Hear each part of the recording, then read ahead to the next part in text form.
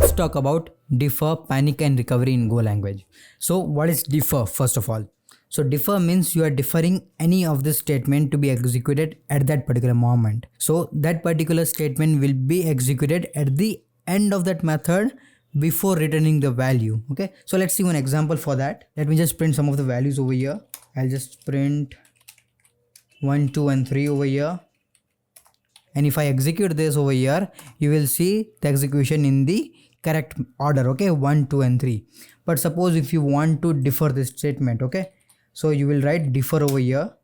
So that means you are deferring this statement to be executed at this particular moment, but you want to be executed before returning the value from this method after executing it. Okay, so what will happen is it will be executed this particular line of code over here, then it will come over here and it will check, okay, it's a deferred statement, so it has to be skipped for now, and then it will be executing this statement, and at the end of the method available before returning the value, this statement will be executed. So let's run this again and check. You can see that this was executed first, so we got the result 1. This was skipped for that moment, so that was skipped and we came to this particular point 3. So this was executed, and after that this was executed. Now let's see what will happen when you do all the defers over here. Okay, all the defer statements.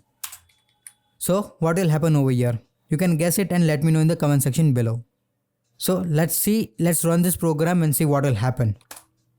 And you can see that we got the result in the reverse order. Why? Because at the first statement itself we have told that this is a deferred statement, so it will be added in the stack, then the next statement is added and the next statement it's been added, and when there is a time for the execution of the deferred statement, those statements will be executed in the reverse order. The last statement that was added in the deferred stack was this particular one, so this was executed, after that this was executed, and after that this was executed. Now why this behavior, right? Because mostly in the Go language, deferred statements are used to free up the resources or free the resources that you have created. So suppose if you have created the request response or if you have opened the file, so what you will be doing is you will be closing those responses or closing those files as well. Okay, and some of the resources may be interdependent, right? So the design choice was made like it has to be executed in the LIFO manner. Okay, last in first out, whatever you added at the last, okay, it has to be executed first. We will see one example where we will see how to use a defer statement and how you will be using a defer statement in your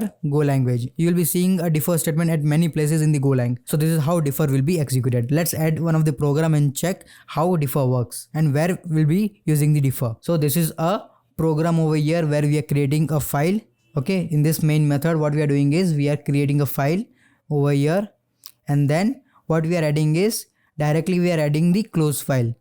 But after adding this, we are writing to this particular file. What will happen over here is we created the file, and the next statement itself we wrote that this is a deferred statement for closing the file. So the later part, if there is a lot of code, we don't forget to close those resources. So we generally add creating and closing of the resources at the same time with the deferred value. So after that we will be doing all the operations. So there is a less chance missing those closing statements. So we created the file, we close the file, and we write the file. These are the 3 methods that is been created to create a file, to write a file, and closing a file. Okay, let's execute this and we will see what will happen. Firstly, it should create the file, it should skip this statement for a deferred value as it's a deferred statement. Then we should write to the file, and after the execution of this everything, before returning the value from the main method, we should close the file as well. Okay, so let's run it.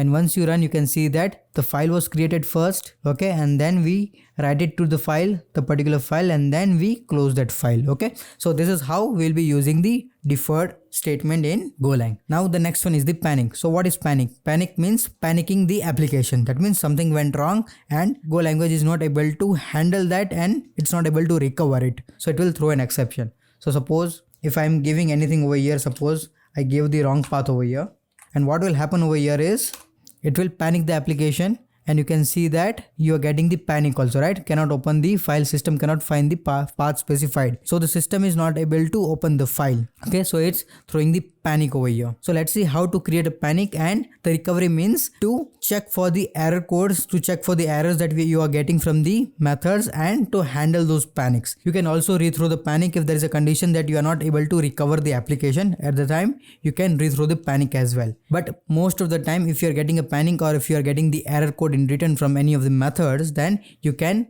check for those errors and you can try to print the logs and you can try to recover the application. So let's delete everything from here.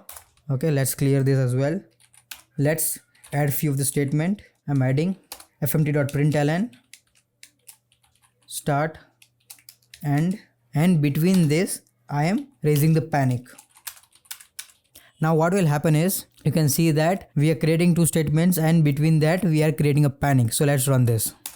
And you can see that it was printed start over here and then the panic was created. Okay, so that means whenever there is a panic created, the rest of the statements or rest of the code won't be able to execute. So it's in the unrecoverable position. So this type of thing will happen when we are creating the application. So we have to recover those panics if there is any recovery possible, or if the recovery is not possible, we can rethrow the panic as well. So panic is used to sending the signal to the compiler that this is an unrecoverable condition, or if you want, you can try to recover it if possible.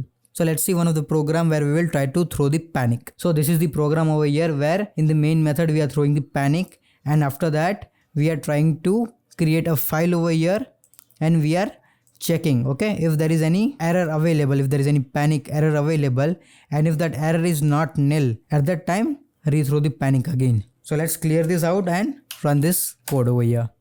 You can see that we created the panic over here. Okay, so that means that is been printed over here, and after that we are checking over here. Okay, and then if that error is not nil, that time we are rethrowing the panic. Okay, so we are rethrowing the panic over here. So this way we can rethrow the panic as well, and with the error code what we are getting, you can recover the application also. So this is all about defer, panic and recovery in Golang.